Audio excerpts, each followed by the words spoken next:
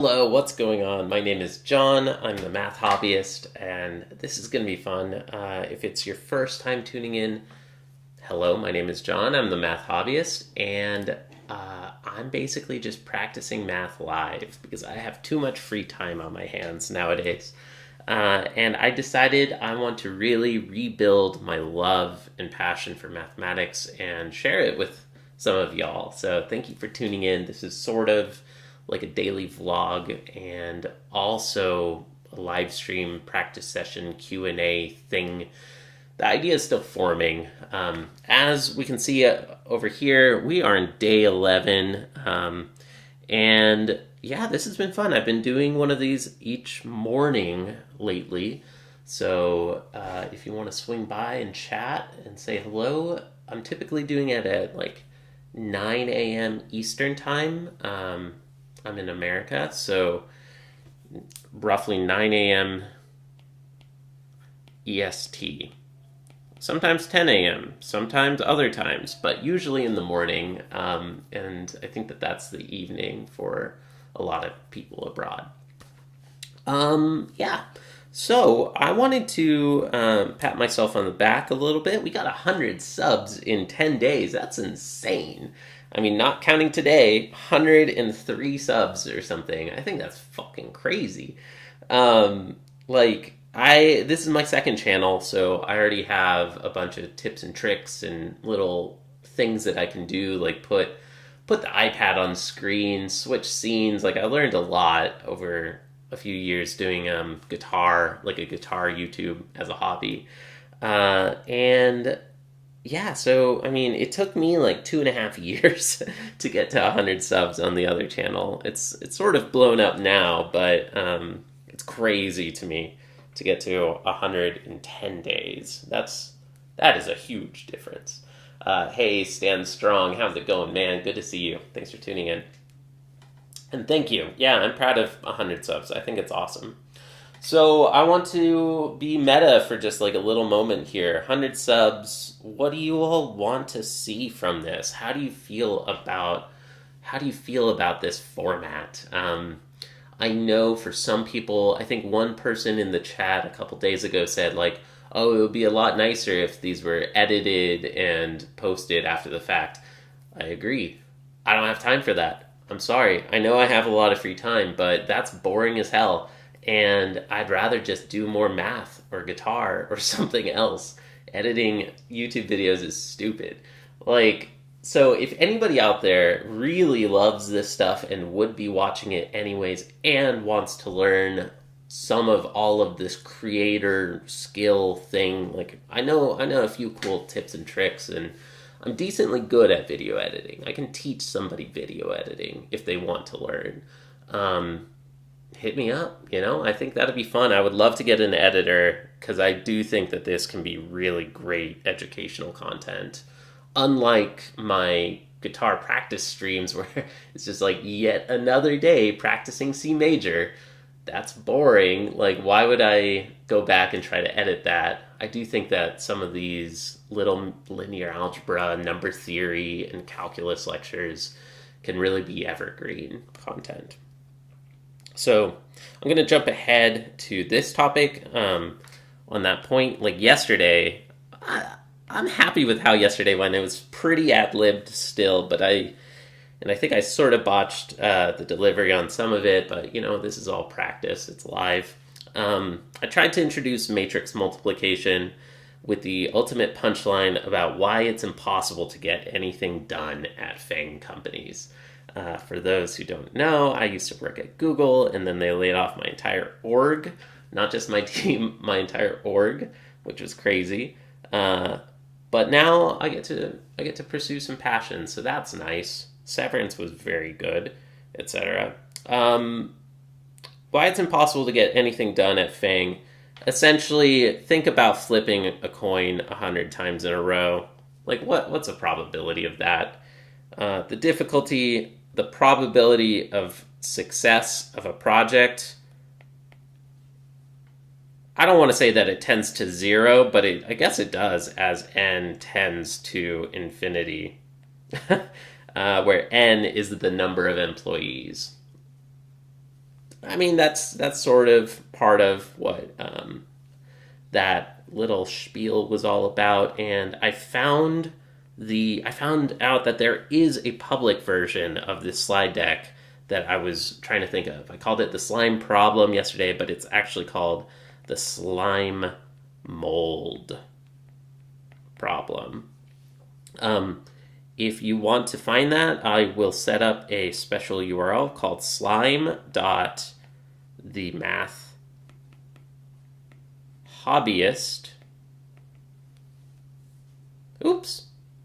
I hope that there is no personal info there. All right, streaming is hard. The math hobbyist .com. I will set up that redirect. I will set up that redirect URL. And it's fast. It's just so good. It's so funny. It's so perfect. Yeah. It's very good. Presentation. I don't know if I'm imagining it, but I feel like the internal version at Google, before they made this relatively public, I feel like it was a little mathier, like just a little bit mathier. I do remember all the emojis. It's very emoji driven, which is really fun. Like it's brilliant. Like it's brilliantly designed. But I remember it was just like a little bit mathier, and I might be making that up. I might completely be making that up.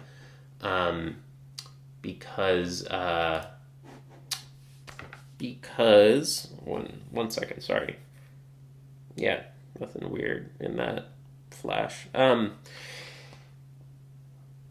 Yeah, I might be making that up, because when I was reading it, there is some allusions, certainly, to like compounding probability problems and like a matrix of number of employees. And I don't remember if the original explicitly talked about Markov chains and Markov matrices, or if it just reminded me of Markov matrices and Markov processes. So this yesterday, matrix multiplication,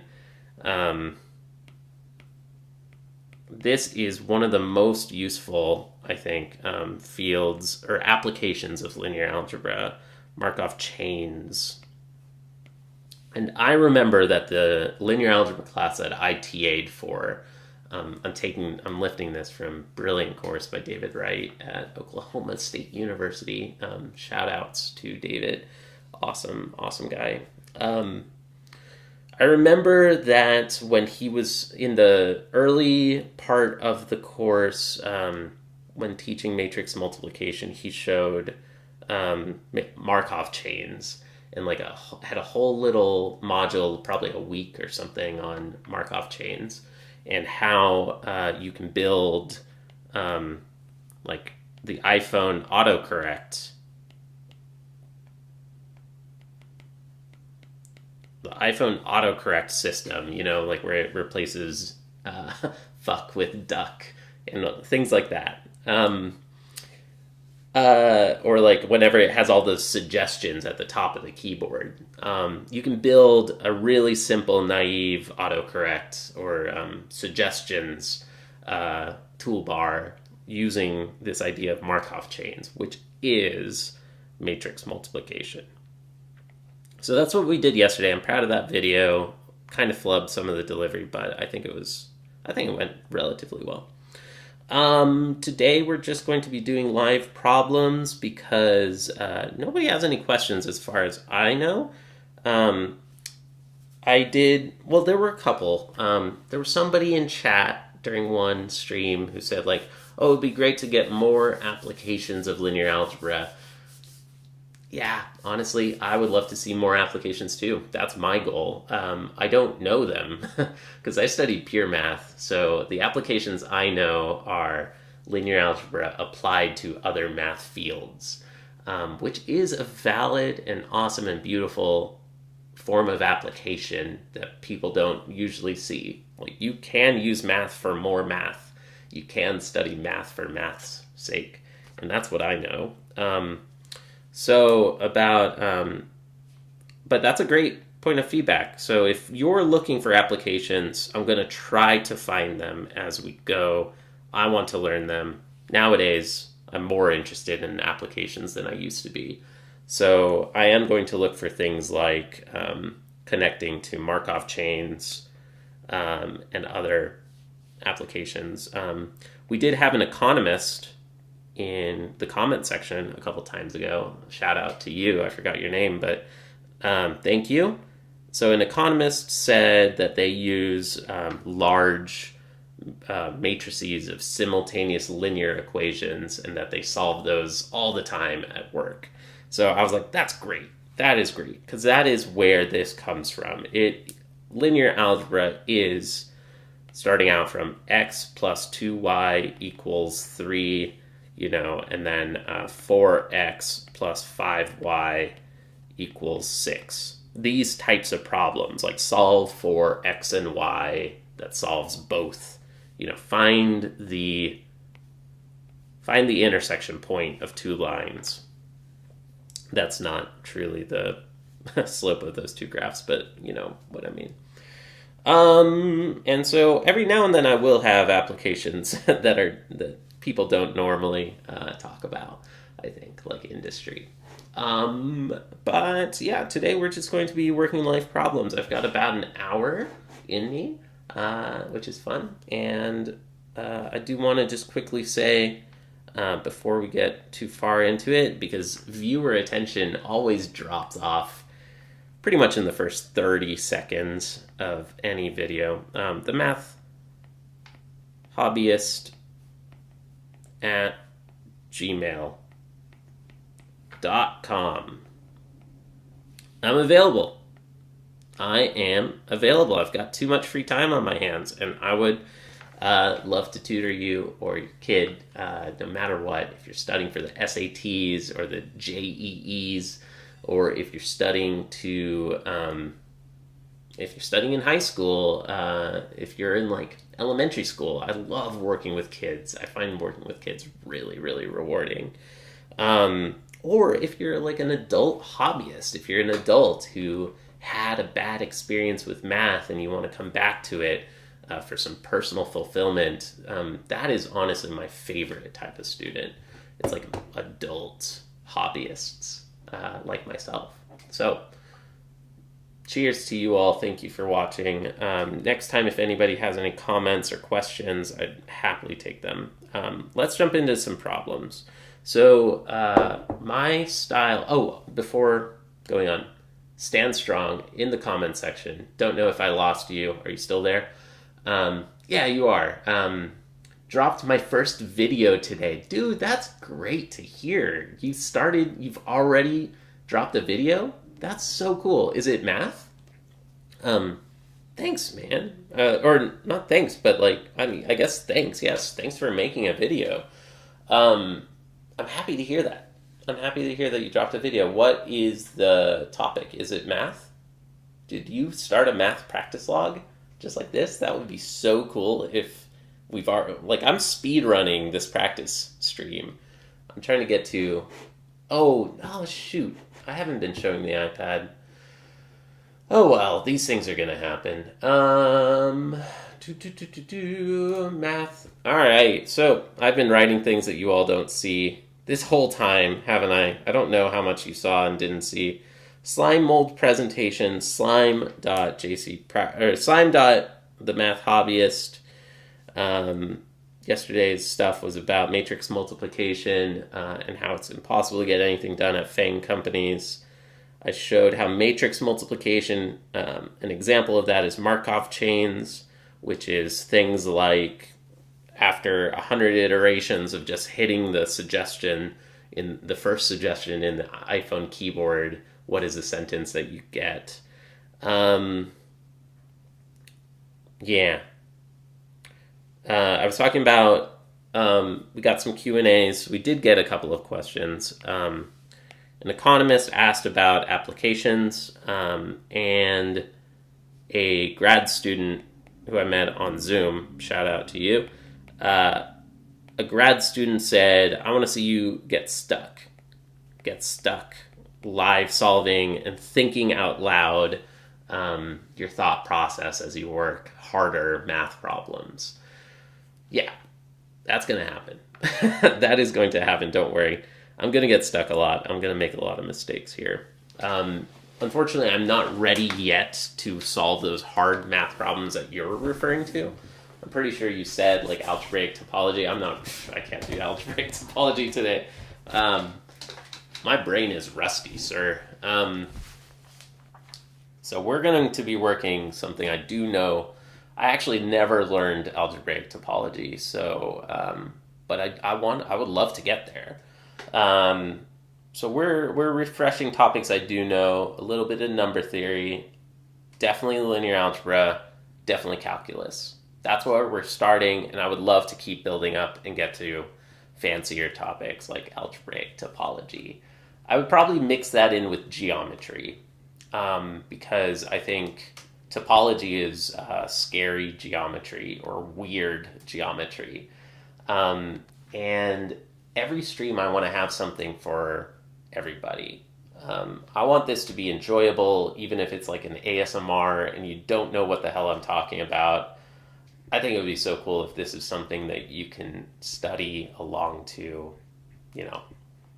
we're working together, we're like peers, study cohorts, like a study group, and we're working on different subjects, and that's okay, potentially. Stan Strong says, Sir, when are we starting number theory? In 2 weeks, I think. Let me make sure, because I am out of town in the last week of January, but that's fine. So I will be doing number theory again the week of January 19th through 25th. Sunday the 19th to Saturday the 25th. Next week we're going to be going on to calculus. So right now that's our cycle. Let's write it out. We're doing the Queen of Mathematics, number theory.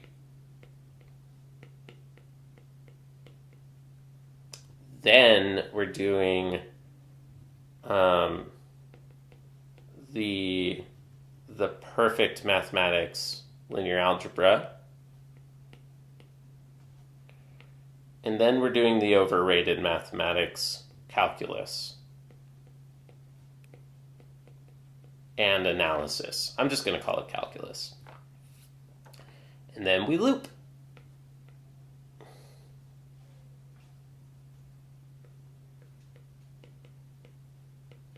And that's a good piece of feedback. One person said, do one subject per week. But that's open to vote. If a lot of other people want to see rotation every day, I'll switch. So far, we have exactly one vote that says one subject per week. So I'm doing it until somebody else tells me that they prefer something else. Okay, let's move on. Strang 1112. Here are my exercise tables that I like to build. We've worked a bunch of problems from Strang 1.1. The subject is vectors and linear combinations. I took a look at this one on stream the other day and it confused me, so I circled it in yellow to come back to. The other ones have generally been pretty easy so far. Been kind of a breeze, but today I want to get rid of that circle that's bothering me to see it. Yesterday we did 1, 2, 1, and we did 1, 3, 4. And hopefully over time, we're going to cross off every single one of those. We've done a little bit from Axler. We've done problems 1 through 4 in section 1A. I thought that we've solved one from 1B, but I at least wrote it down. And then Shilov 1.1. This one is a hard book. We've done problems 1, 2, and 3, and I do want to practice them again at some point, so I put it as yellow. But I got them. It's just, I just want to get some repetitions in there. Sir, when we started number 3, all right, let's go. Let's do this. What's a nice color? Let's do this in and bluish. The solution for this. All right, so 4 corners of this unit cube. I think that the word "this" here is very important. Mathematicians are always very precise. They do not waste words. I do, because I'm not a mathematician. I'm a former mathematician. But mathematicians don't waste words. They cut every single unnecessary word they can. Unless you're writing for a non-math audience, but anyways, like, generally people are precise. Strang would have used the word "the unit cube" if he meant the traditional unit cube. He means this unit cube. So that's a good thing to take note of as you do your homework problems. Language is really important. They mean it when they say this. 4 corners are 0, 0, 0, 1, 0, 0, 0, 1, 0, 0, 0, 1. What are the other 4 corners? So this is problem 1. What are the other 4 corners? Let's identify where the ones are that he's pointed at. I'm going to give them the numbers 1, 2, 3, and 4. And there's this nice little image that this problem refers to. And it has 3 vectors that are labeled. I'm just going to draw the arrows as blue just for maybe some readability here. Some clarity. So these are bolded in the book, I think. So those are the 3 vectors that we're talking about. I, j, and k. Now, I'm pretty tempted to say that this point where they meet, that has to be 0, right? Like, that would make sense somehow to me that should be 0, 0, 0. Can we prove that? Well, I is the only one with a 1 in the first entry, right? So 0, 0, 0 has to be 0 times I for sure. We can't have any combination that includes a non-zero I vector. So that's nice. Now we simplify to j and k. And, well, j also has a 1 in the second, and k has a 1 in the third.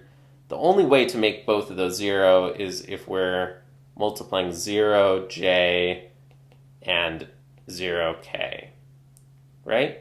So, okay, maybe that's obvious for other reasons. We could say that it's always true that the 0 element of a vector space has to be 0 times v for any v. But that's kind of fancy machinery that we don't need to use right now. Let's just convince ourselves of that by looking at the coordinates and thinking what a linear combination is. Okay, so I feel confident on that. That is the first of these points. The second point, 1, 0, 0. Where is 1, 0, 0? Okay, so how can we build 1, 0, 0? I worked that little part for myself earlier. Cheating, pre-read. Where is it? Now, how can we get 1, 0, 0 out of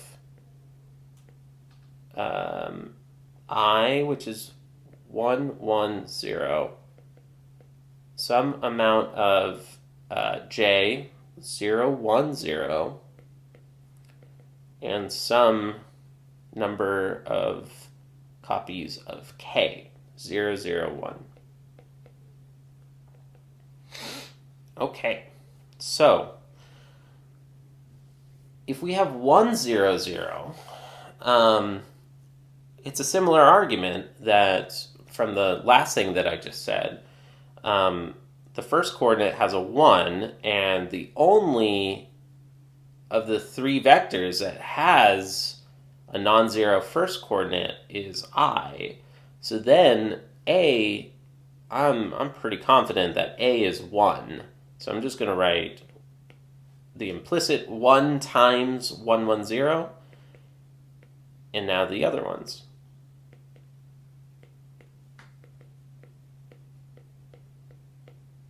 I like to repeat. Like, I don't like to take too many steps in one line. Like, it's nice, it's meditative, take a moment to breathe and enjoy the moment and just rewrite the whole thing. Now, how can we get the second coordinate to be a 0? Well, we already have one second coordinate from the first vector, so we need to annihilate that with the second vector, which also has a second coordinate. So I know that B is going to be -1. We have to subtract the vector j.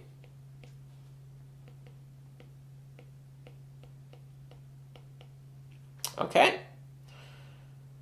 So now I'm pretty confident about that. The third vector doesn't have a second coordinate, a non-zero second coordinate. So let's now figure out for the last one. I think it's a similar argument again. If 0 is the third argument, well, the first two vectors don't have a third. Did I say argument? That's funny. I'm a programmer now. The third coordinate, the third parameter, the third coordinate. They both have a 0 third coordinate.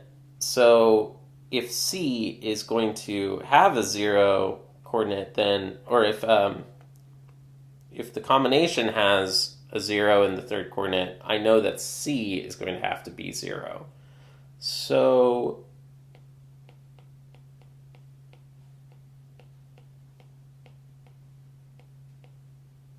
did I mess this up? No. That's it. Maybe you could have seen this just thinking about the vectors, and you may have been able to see it immediately, but this is a nice step-by-step approach, because I bet that the next example that he's going to ask about is going to require slightly more careful argument like this. I'll just make this like a little bit more clear. That's going to be a 0. So 1, 0, 0 is I, the vector I, minus the vector j. Cool. Looking at these, where is I minus j? It looks to me like we are talking about, if we take I minus j, it's hard to visualize this cube. For me, it's so hard to visualize this cube. And that's the trick about this problem. It says, notice the illusion is 0, 0, 0 at the top or bottom. I don't know. I'm so confused by this. I think, so 0, 0, 0, I've convinced myself, is that point where the vectors meet. I feel very confident about that. So then I think the question is asking, like, is this cube, like, what orientation do we have this cube? Like, think of a dice. Like, if you rotate it around in space, it's still a cube of length 1. And I was thinking maybe this is a good moment to just think about how linear algebra is super useful to video games.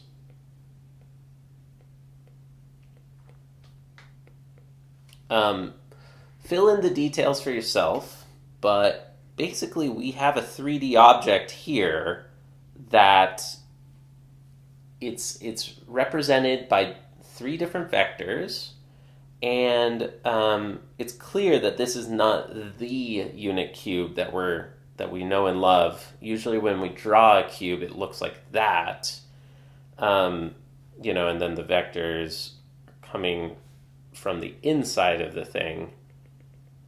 Like, you can't see those edges. So it's like, where is the camera in this video game and this 3D object? Like, when you can rotate a video game character, when they spin around in a circle or whatever, like, that object is moving around in 3D space. Linear algebra is so useful for rotations, and I'm sure we'll get to that at some point. So, I thought that was an interesting aside. Notice that illusion is 0, 0, 0 at the top or bottom. You can pause the video at any time if you want to try to think of these things on your own. YouTube has great features about pausing and rewinding even while you're live. So think about that. So we found 1, 0, 0. Let's just keep taking his hint. We found 1, 0, 0. What about 0, 1, 0? I'm not ready to figure out this yet. Is 0, 0, 0 at the top or bottom? I don't know what that means, but I think it's... Is there any other way to visualize that cube? Can it be at the top? What do you mean by top? Like, I would say front or back. Like, I think it's in the front, but on the bottom edge of that cube, as opposed to the back, but still on the bottom, like flat on a table or something, right? I don't know. I'm confused. Let's keep going. Maybe we'll use ever so slightly different shades of blue to separate this work. I don't know how I feel about that, but all right, here's a to-do. We still need to place that corner on this cube. I don't know where it is, but we do know how to solve these, so I want to finish that and then try to draw them on the cube. We've got 0, 1, 0, and maybe we can try to figure that out a little quicker. 0, 1, 0 and 0, 0, 1. Let's force ourselves to have a little bit less space and try to figure it out a little bit quicker this time. Some number of copies of the second vector and some number of copies of the third vector.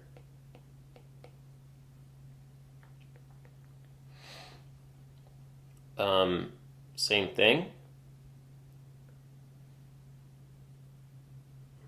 Dang it.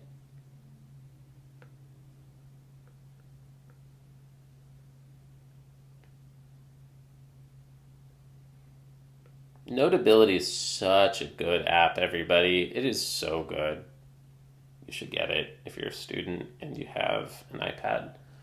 You don't even need a fancy iPad anymore. They're all expensive, but when I got this one, it was only the Pro model that could use the Apple Pencil, but this Apple Pencil is so nice, so useful. Okay. 0, 1, 0. Well, we can't have any I. We have 0, I. 0, 1, 0 is just J. So, yeah, it is literally just that exact vector. It's 1, 1J. 0, 0, 1 is K. So what am I doing here? All right, those are easy. We can go ahead and label 0, 1, 0 is I. Oh, wait, no. 0, 1, 0 is J. The second corner. And 0, 0, 1 is K, which is the fourth corner there. Now, 1, 0, 0 was the one that tripped me up. So I wish that well, I don't know. So it told us that four corners are those. I minus... Is there another way to see it?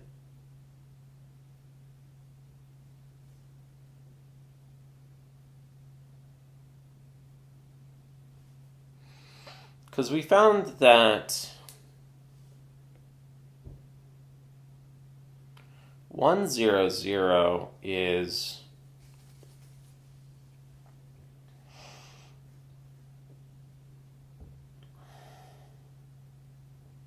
Like, I'm so tempted to say that this one here is the third, but I just have a hard time visualizing why that's true. I minus j. Did I get these backwards? 1, 1, 0.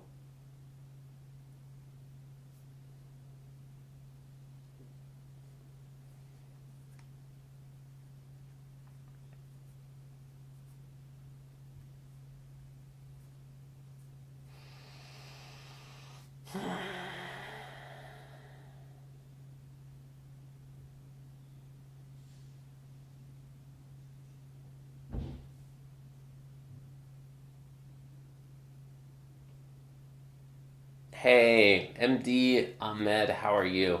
Thanks for tuning in. I hope you're enjoying the stream. I'm getting stuck again on this problem, but yeah. So this one is j plus k, so I can see pretty confidently that this point 5, I mean, it's even labeled j plus k, so I can see that k is that vertical direction, or that you expect in like the normal unit cube. Let's go ahead and label it, because this stuff is getting hard to me. So if that is what happens when you add k, I feel good that here we have I, and then if we add k to I, then this point is going to be I plus k. And then this 3 looks like I plus j, if you ask me. It looks like I plus j, and then that would only leave this spot to be I plus j plus k. But the problem is that doesn't match 1, 0, 0. Oh, wait, no. Yeah. The problem statement claims that 1, 0, 0 is in this unit cube.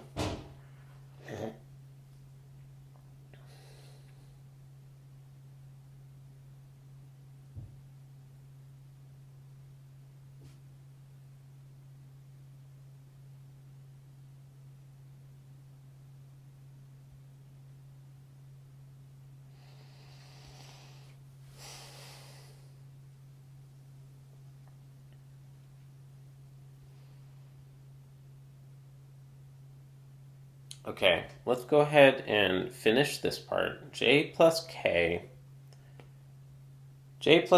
is going to be 0, 1, 1. Okay? 0, 1, 1 is one of those corners. I plus k is going to be... I plus k is 1, 1, 1.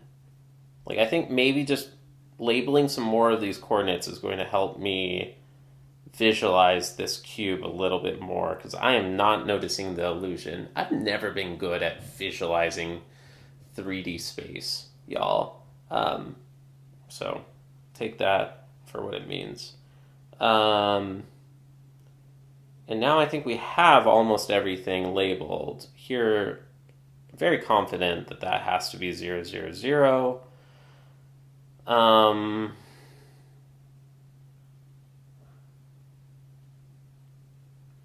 this just looks like it should be I plus j, and then therefore this one should be I plus j plus k. But I'm not as confident on that other than geometrically reading it and looking at it. But it looks like it's so much.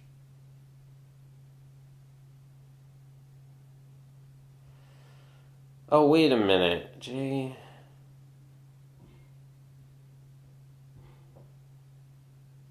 No.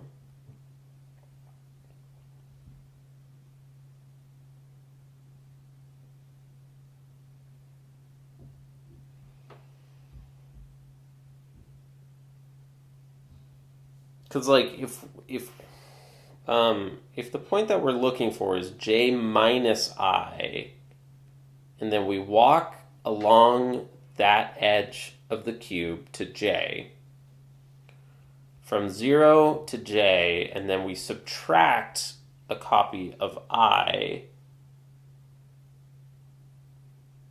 it's almost like this is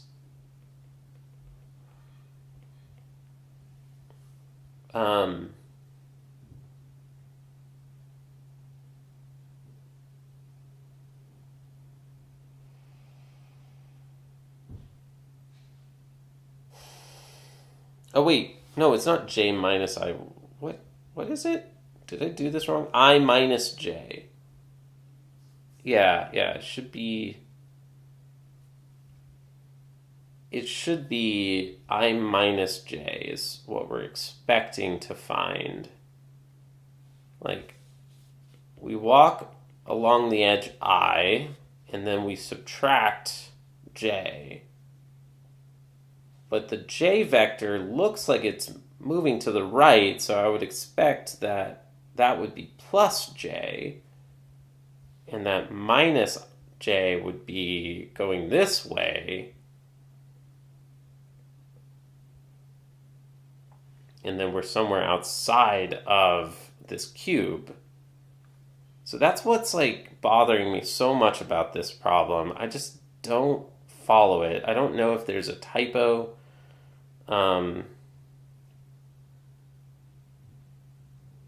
Or if my reasoning is wrong on this.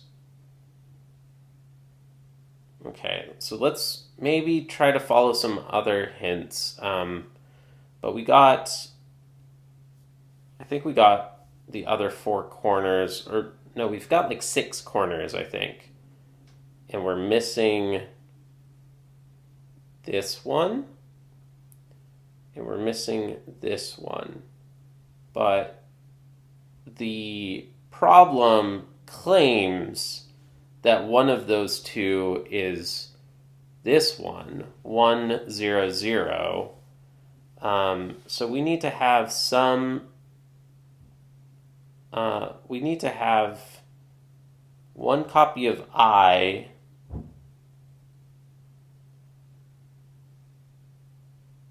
no copies of K,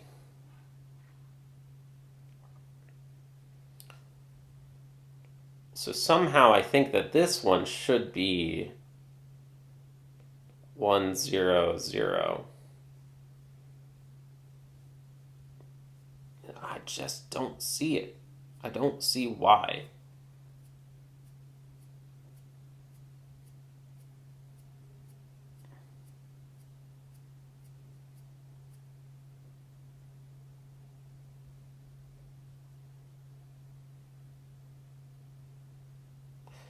Don't see why, but then I think that if that were true, then I plus, that it looks like it should be I plus j, but according to this problem, I think, or according to that logic, this should be I minus j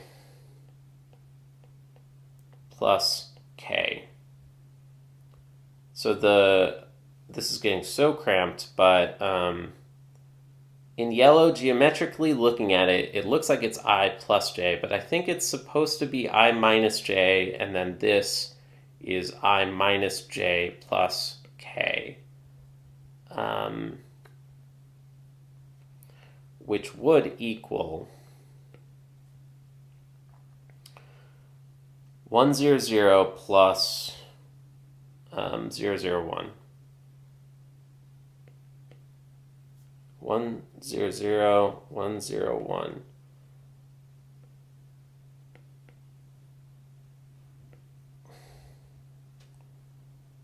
I don't know why we need to find the center point of the cube.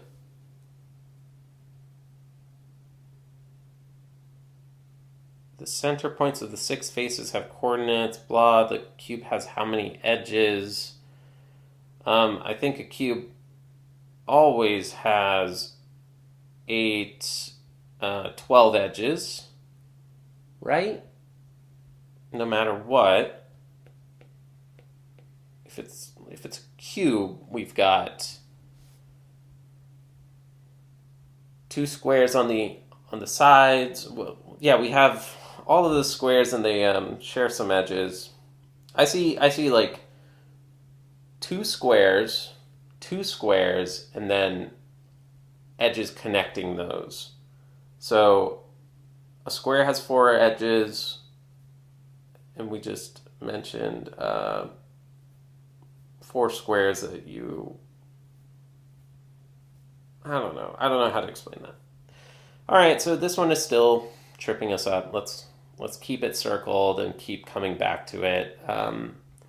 But I'm at least going to promote this a little bit to...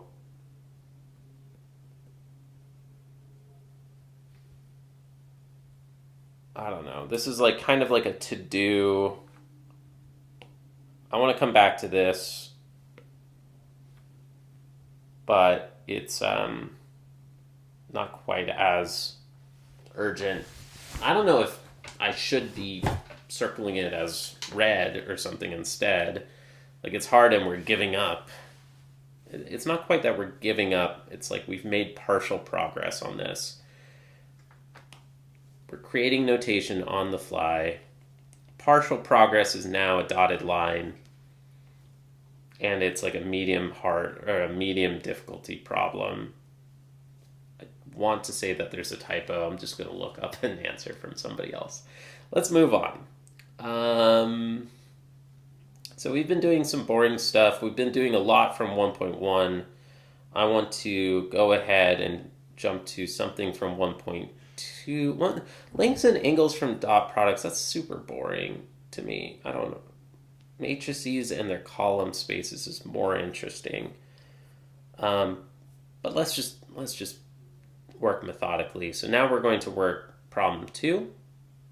And we're going to work problem 1. 2 from 1.2.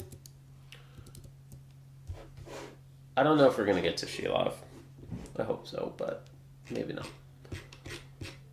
Let's move on.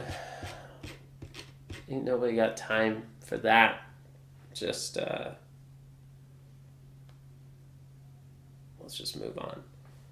All right, so I'm going to assume that Strang typically is the easier book out of the 3.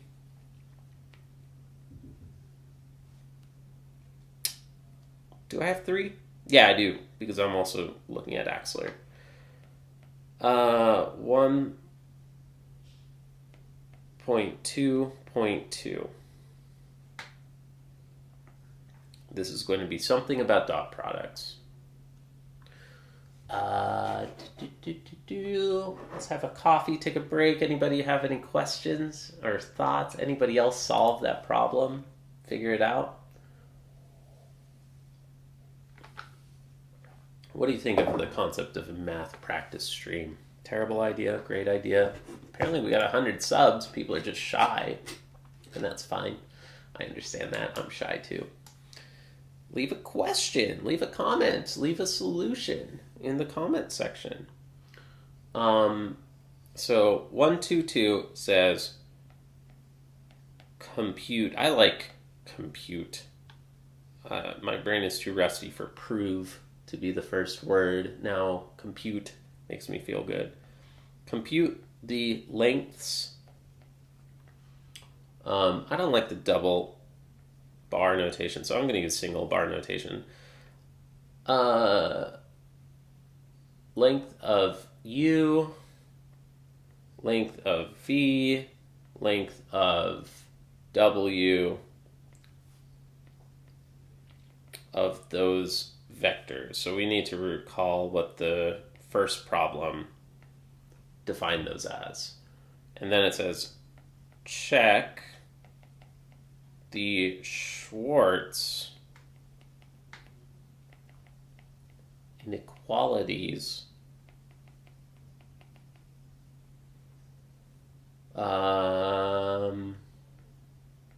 U dot V less than or equal to U V and V dot W less than or equal to VW. So I think that the double bar notation is good to make sure that you don't confuse the fact that this one is a scalar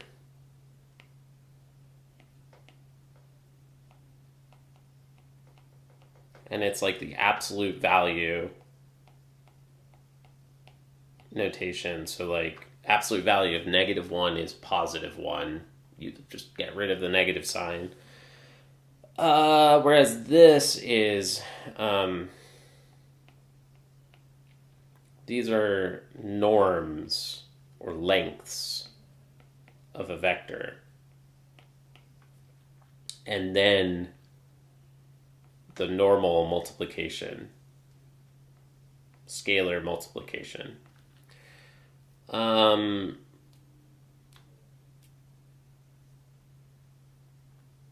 Yeah, I hope that makes sense. So that's why Strang is treating us with kid gloves and giving these a double bar. Or I bet a lot of math papers do that. But I think it's ugly. So I would rather just use single bars. And I think that I think a lot of people use single bars. Math is not fixed. It's not like all mathematicians use the same notation. If you read a book from 100 years ago, they use pretty different notation for the same ideas. So don't think that math is done in mathematicians, like one symbol always means one thing. That's a nice thought, but no, it's not true. All right, solution.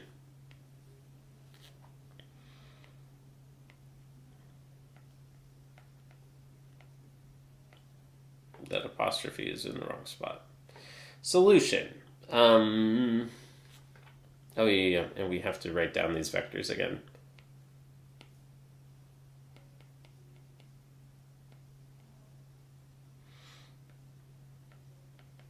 U is decimals. So boring.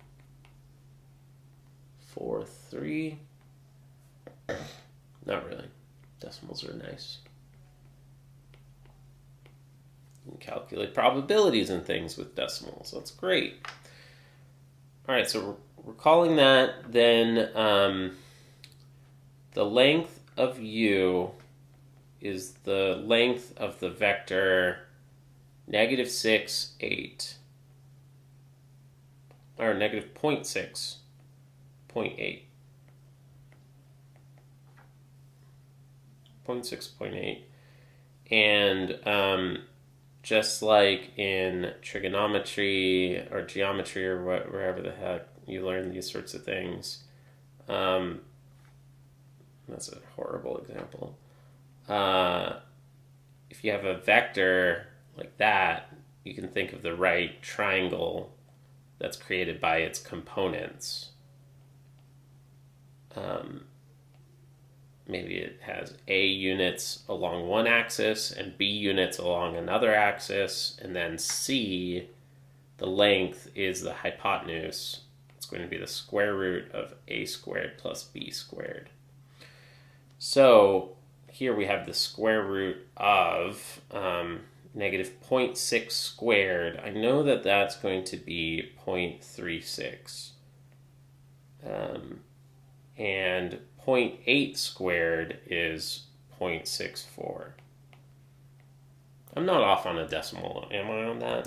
I'm pretty sure that's right. 0.6 times 0.6. My brain is not working today. I haven't had enough. Yep, that's what I thought. And then adding those together, that's going to be the square root of 1. Look at that. That's nice. Okay. So that's why Strang chose those seemingly weird decimals. Like, why are we using those decimals in particular? And neat. It's because it is a unit vector, meaning a vector of length 1. Cool. Often in math books, mathematicians don't choose examples arbitrarily. They choose examples usually to be interesting in some way. So I would give that hint to anybody out there studying math. Try to think after you solve a problem, like, why did they choose that example? Like, is there something that, like, if it doesn't click immediately, like, is there some reason that this is an interesting example out of all of the examples that they can choose to illustrate some concept? Like, yeah, that's a tip. V is 4, 3. Well, cool.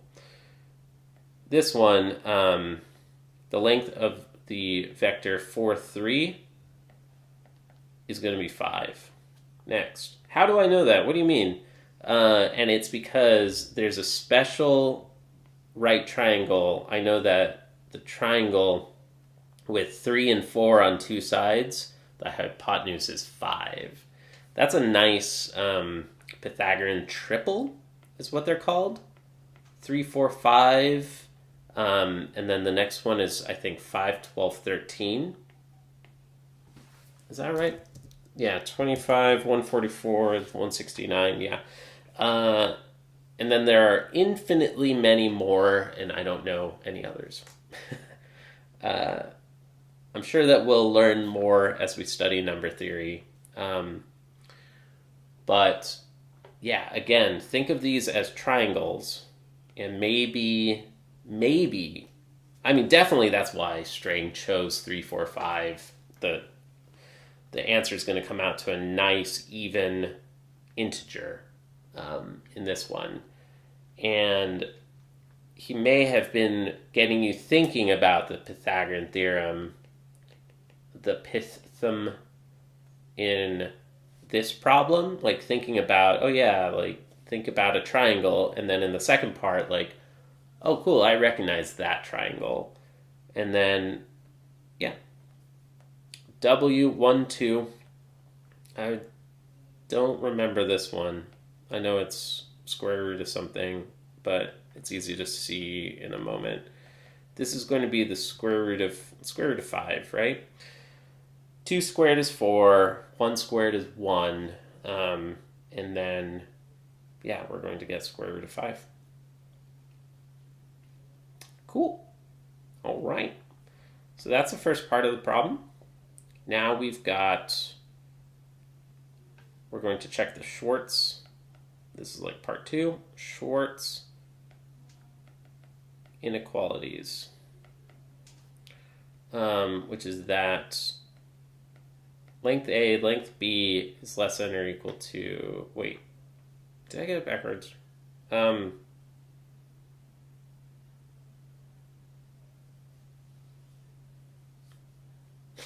I wish I remember this off the top of my head. I did get it backwards. That's what I thought. Length of A dot B is less than or equal to length of A times length of B. I wish I could geometrically remember why. I think that there is a geometric interpretation of what A dot B is, which would be a good detour to actually motivate reading the section, because I haven't read this section at all. The dot product A dot B is A1 B1 plus dot dot dot AN BN. So let's remember that. So you multiply the corresponding components and add them all together. So now we're going to check the Schwartz inequalities for all of these vectors. We know that this is going to be true because this is a theorem, but we want to confirm that. Is it true? Well, U dot V is the dot product of U, which was this like negative 0.6, 0.8 dot 4.3. Is that right? Negative 0.6, yeah. 4.3, which is the absolute value of, here we have negative 0.6 times 4 plus 0.8 times 3.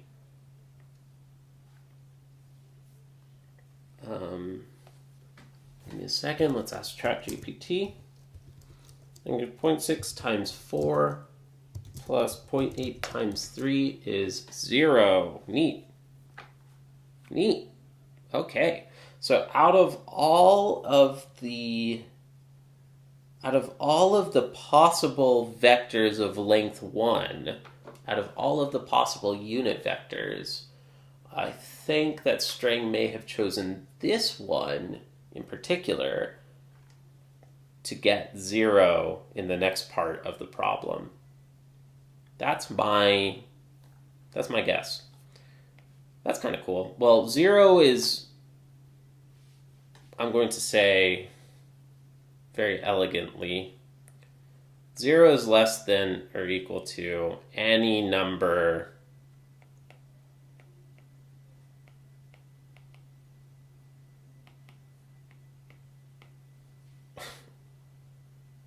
so we're done.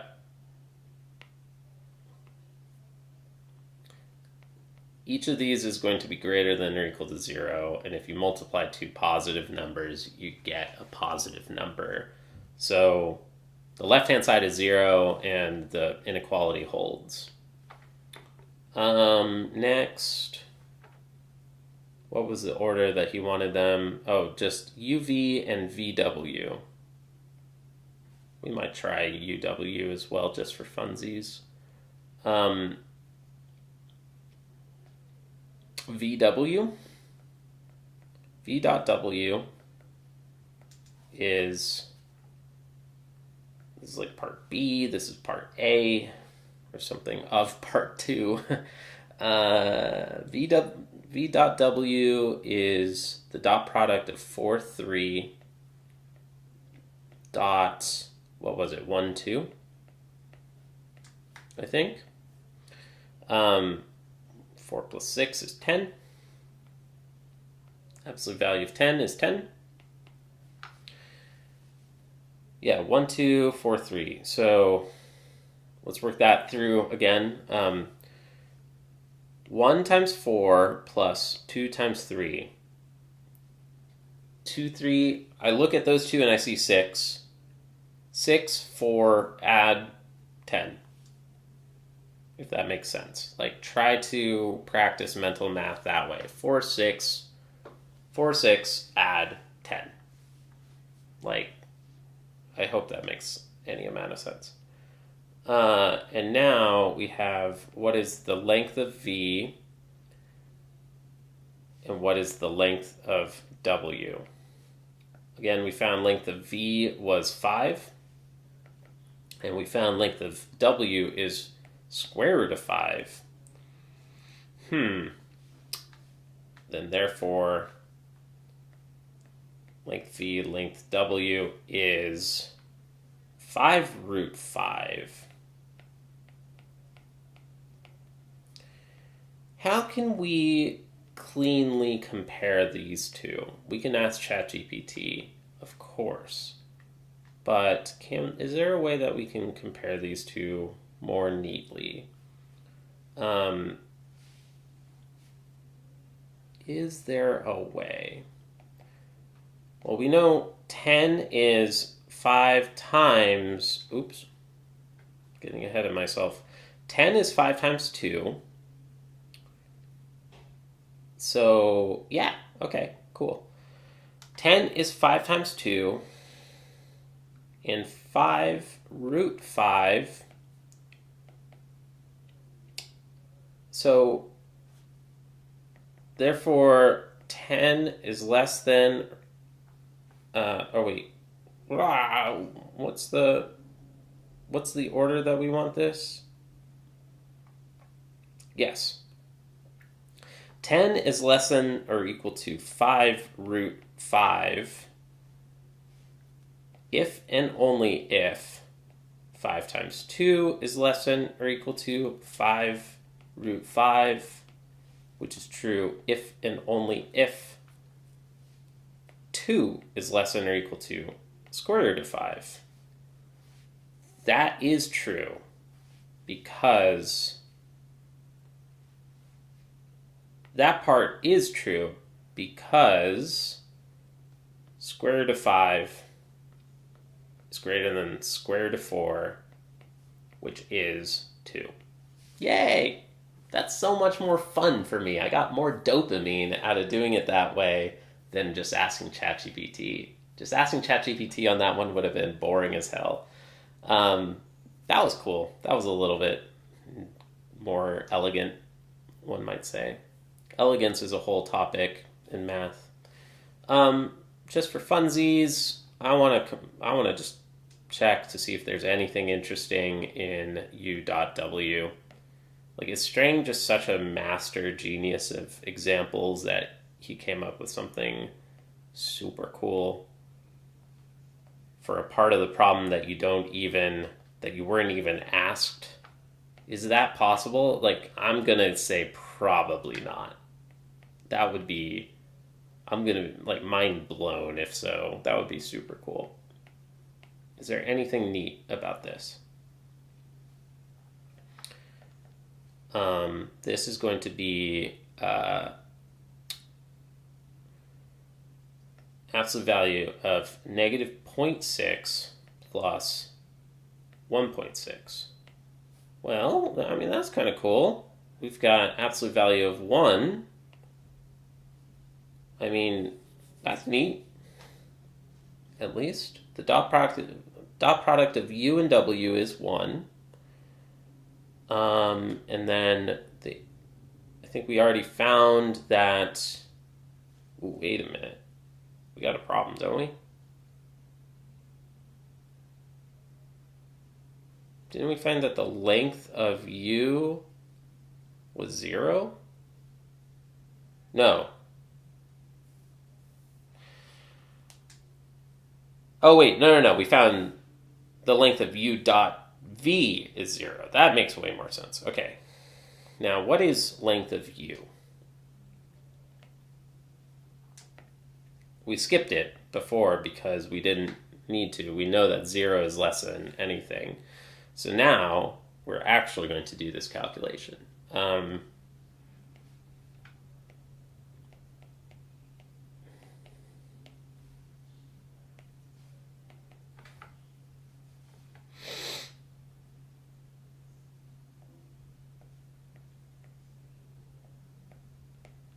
Have I already done this?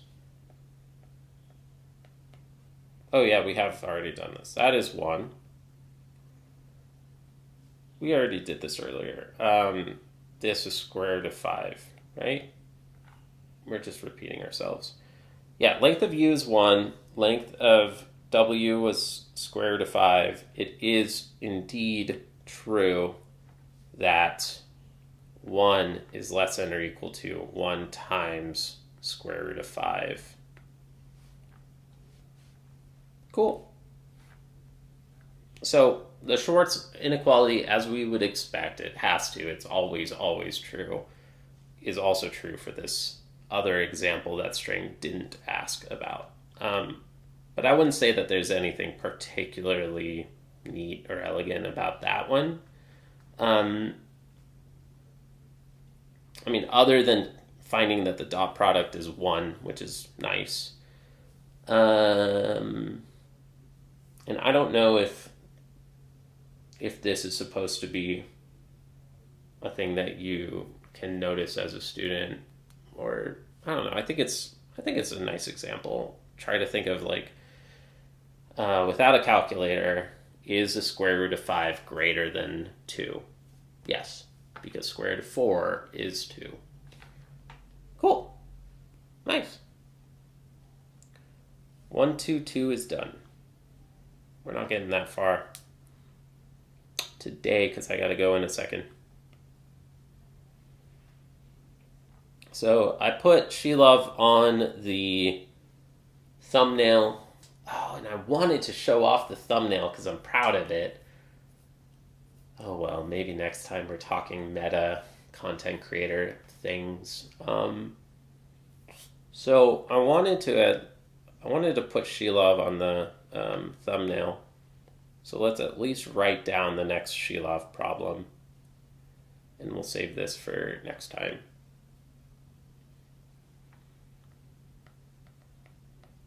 It's very possible I've already done this in a prior video. Are we on 4? Yes.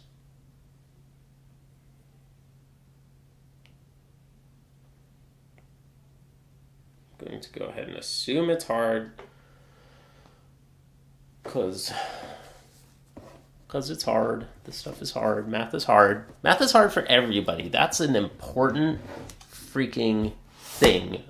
That it's an important part of my channel that I want to get across, because the same subject can just seem so trivial. Like a professor can make it seem so boring and trivial. They're a grad student who's just like, whatever, like, this is easy for me. I'm a grad student. I'm basically one of your peers. I'm just a little bit older than you. There's an undergrad grading your papers. Linear algebra is easy. It's not like calculus, which is hard, and engineering math. No, all of these subjects get infinitely hard for everybody. Show that of the n factorial terms of a determinant. Yeah, all this stuff gets infinitely hard for everybody. I would call this book medium hard. It's like life-giving blood. When you get to abstract algebra, and this isn't even the worst of it. There's much harder books than this. But this is an example of dried blood. Super hard. Super hard, much more abstract version of the same material.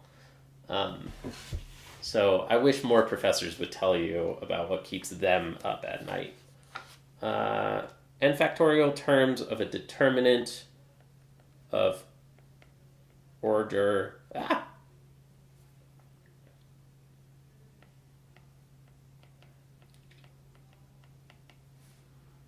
Exactly half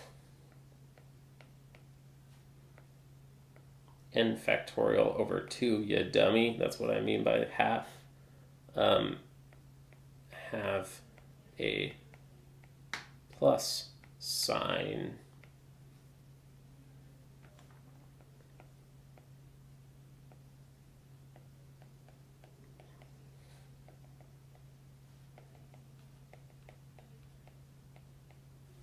According to the definition of section 1.3,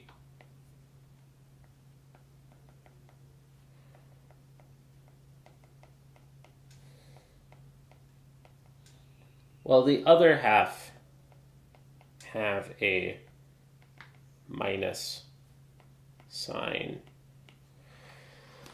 Whew, okay, I can kind of think of an abstract algebra argument for this one, like the Scary Lang book, abstract algebra argument. But I don't think that we're supposed to think of the mission, pull in those heavy guns for this kind of book.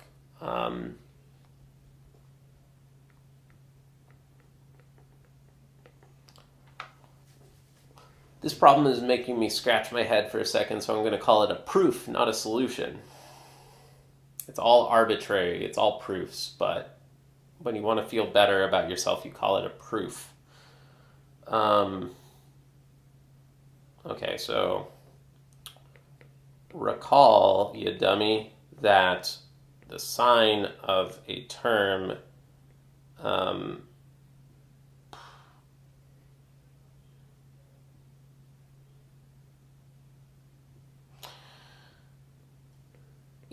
the sign of a term I1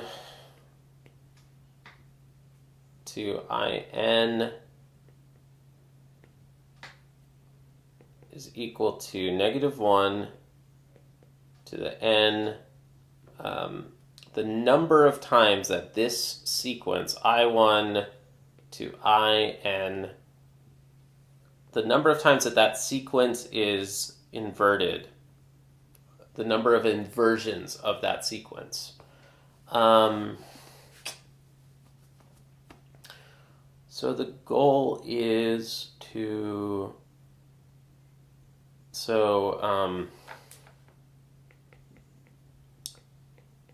the sequence I1 ... In has n factorial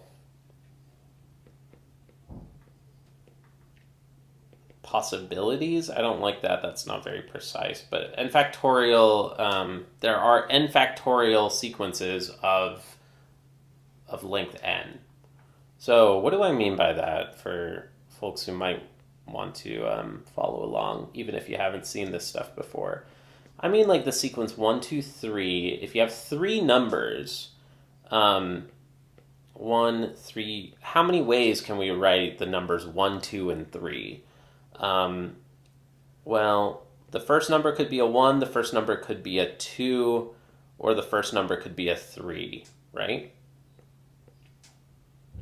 And if the first number is a 2 or a 3, there are two other numbers left, and you can write them forward or backward. So this could be 2, 1, 3, or 2, 3, 1. This could be 3, 1, 2, or this could be 3, 2, 1, right? The number of transpositions or inversions is the number of times that a bigger number shows up before a smaller number. So here we've got just 1. Here we have 1, 2. I think I did this right? Yeah.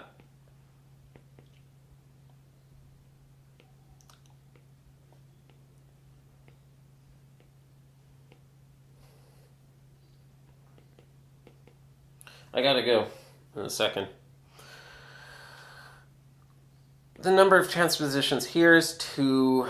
The number of transpositions here is 2. 3 bigger than 1, 3 bigger than 2.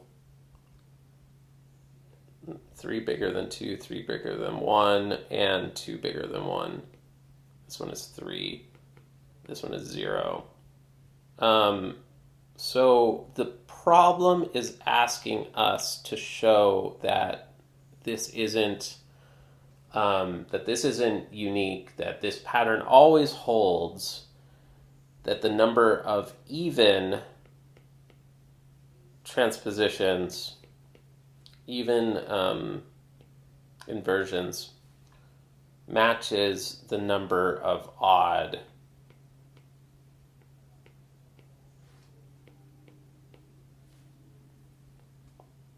inversions.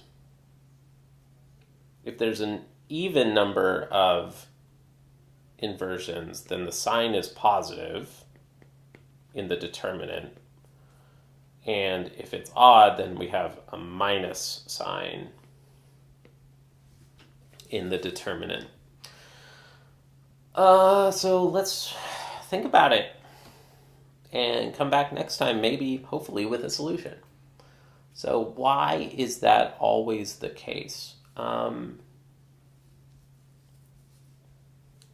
we should be thinking of factorial as the number of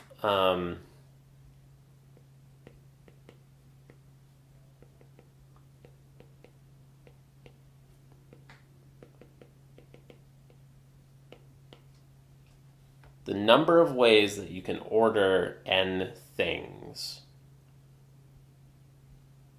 I feel like the argument is something like every time you choose a number when you're writing down a sequence, like when you're writing down a sequence,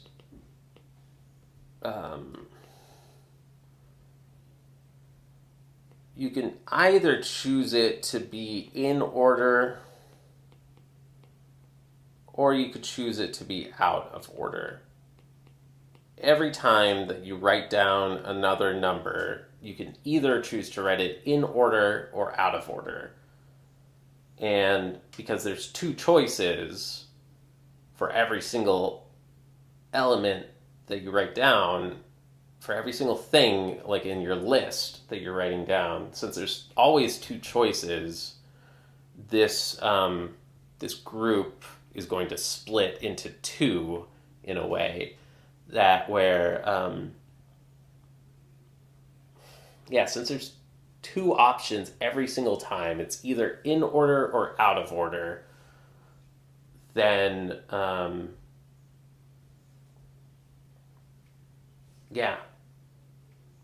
when it's in order,